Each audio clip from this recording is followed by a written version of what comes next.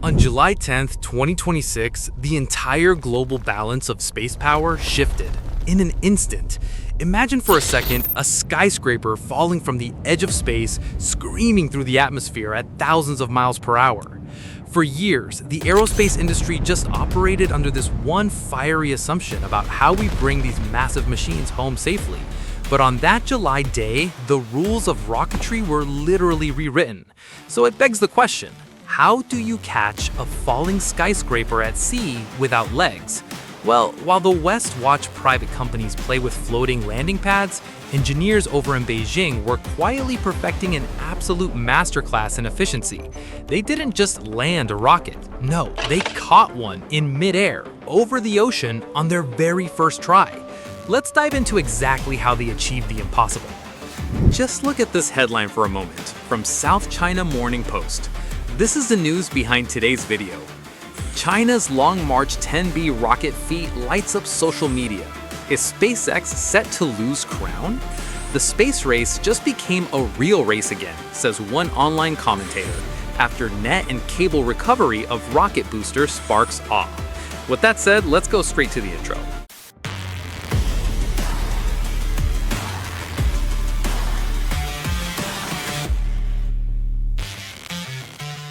The algorithm buries. Section 1. The Impossible Mission. Alright, meet the Long March 10B. This thing stands an imposing 63 meters tall, and at liftoff, it generates a staggering 890 tons of raw thrust. But the real magic actually happens 6 minutes after launch, as that first stage comes falling back down toward the South China Sea. Because instead of deploying those heavy carbon fiber legs we're all used to seeing, it relies on a net capture system. See, near the top of the falling booster, there are 4 specialized lightweight static landing hooks, and waiting below is a high-tech recovery vessel named Ling Hong Zhe, which translates to the Navigator. This ship features a massive hydraulic damped net made of tension steel cables. The rocket's hooks snag those cables right in midair, suspending the booster safely above the deck.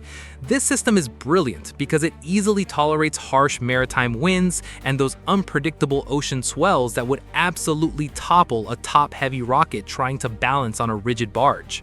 Section 2. The Net Capture Revolution. So, Chinese engineers completely bypassed the long, often explosive learning curve of rigid landings by fundamentally shifting their engineering philosophy. Let's actually look at the structural stress contrast in this verified data. A SpaceX Falcon 9, right? It performs a propulsive suicide burn to slam down onto a rigid pad, which places extreme vertical compression stress on the rocket itself. The Long March 10B, however, is caught by a flexible net, placing the structural load under dynamic tension. A legged landing requires intense pinpoint precision, but a flexible net dynamically absorbs drift and sea swells, creating this much wider, far more forgiving window for a successful catch. And the true engineering drama here lies in the mass penalty data. Traditional landing legs weigh up to 2.1 tons. That is passive, dead weight riding all the way to space and back, eating up to 9.5% of the rocket's payload capacity. By utilizing the net capture system, that mass penalty is practically minimized, which maximizes the rocket's low Earth orbit delivery capacity to a staggering 16,000 kilograms. It all boils down to one conceptual flip: vehicle side burden versus infrastructure side burden. By taking the heavy, complex landing gear off the rocket and leaving the heavy net infrastructure permanently down on the ship, the booster's airframe is vastly simplified. Less complex hardware on the rocket literally means less localized structural fatigue, and that translates directly to a faster, cheaper refurbishment process, getting these rockets right back to the launch pad. Section 3. Race for orbital dominance. Now, China's space sector isn't just experimenting, it's an industrial machine shifting into high gear, entirely driven by a state-directed 5-year plan. 28,000. Let that massive number sink in. That is the total planned satellite count for the Go-Wang and Qianfan megaconstellations, also known as Thousand Sails. These networks are being rapidly deployed to fiercely compete on a global scale and lock down valuable orbital spectrum before anyone else can. They are building the orbital infrastructure of the future, today. Of course, to launch 28,000 satellites, you need a relentless cadence. By the end of March 2026, China had already logged 34 successful launches. In just the first week of 2026 alone, they executed 6 orbital missions from 4 sites. That is an unthinkable pace of 1 mission every 28 hours.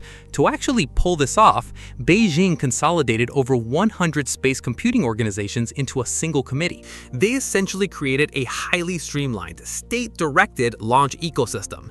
And this relentless rush, it's driven by incredible strategic pressure. There is a strict 2026 deployment deadline dictated by international telecommunication rules. So, to preserve their spectrum rights, China absolutely must orbit 10% of their megaconstellations before the end of the year. Rapid, reusable rocketry isn't just a fun, cost-saving measure for them. It is a literal strategic necessity to clear this launch backlog in time. And the financial engine powering this whole thing is immense. $18 billion. That is the annual financial commitment powering civilian and commercial space in China. This level of funding transforms their launch ecosystem into a true rocket factory, one that operates completely insulated from the shifting winds of stock markets. Section 4. Project 921, Lunar, Endgame. But here's the thing. All of this rapid orbital deployment, all of this massive infrastructure, it serves a much grander vision. The ultimate crown jewel of this industrial machine is the moon. We are talking boots on the lunar surface before 2030, and 2 critical vehicles make up the backbone of this deep space architecture. First, the Mengzhou, which is their next-generation crewed orbital spacecraft, and second, the Lanyue, which beautifully translates to embracing the moon. That's the dedicated lunar lander. Now, the Lanyue requires a massive 5.4-meter fairing, and it utilizes highly advanced surface tension fuel tanks. These were actually just verified for microgravity sloshing on the Tianzhou-10 cargo craft, guaranteeing flawless engine performance during a lunar descent. So, how are they actually going to pull this off? Well, they aren't relying on a single super heavy rocket. Instead, they are using an incredibly elegant dual launch strategy. Step 1. Launch the Mengzhou crew craft on a standard Long March 10. Step 2. Launch the Lanyue lander on a second Long March 10. Step 3. The 2 vehicles perform an automated rendezvous and docking out in lunar orbit. And finally, Step 4. 2 taikonauts transfer over to the lander and descend to the surface while 1 remains up in orbit. This strategy brilliantly bypasses the mass limitations of trying to do it all on a single rocket. You really have to notice the sheer methodical nature of this program. As the saying goes, this is the difference between hoping for success and engineering it.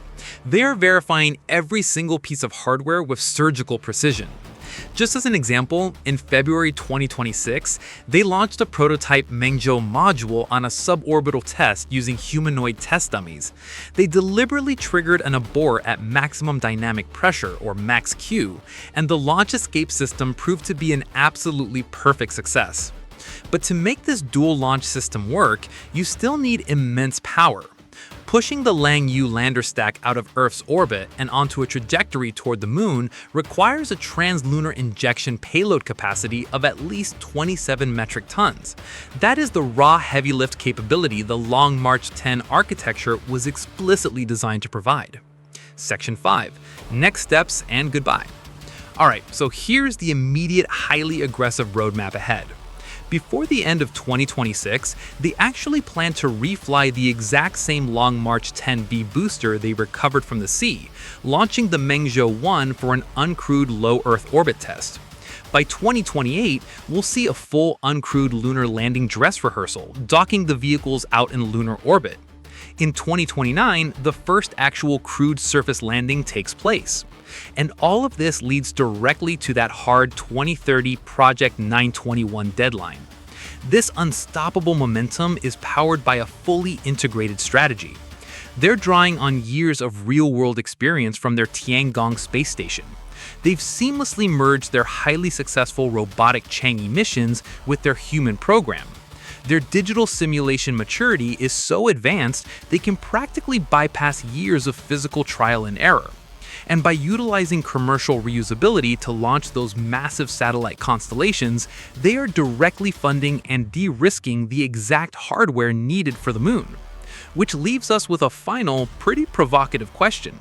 Looking at this engineering marvel, is the sea-based net capture system the ultimate future of rocketry, or do you think traditional landing legs will stand the test of time? Let us know your theories down in the comments. If you enjoyed this explainer, make sure to like and subscribe so you never miss an update on the global race for the stars. We've got more visually structured deep dives coming on the Long March 9 and Orbital AI. Thanks so much for watching, and we'll see you in the next one.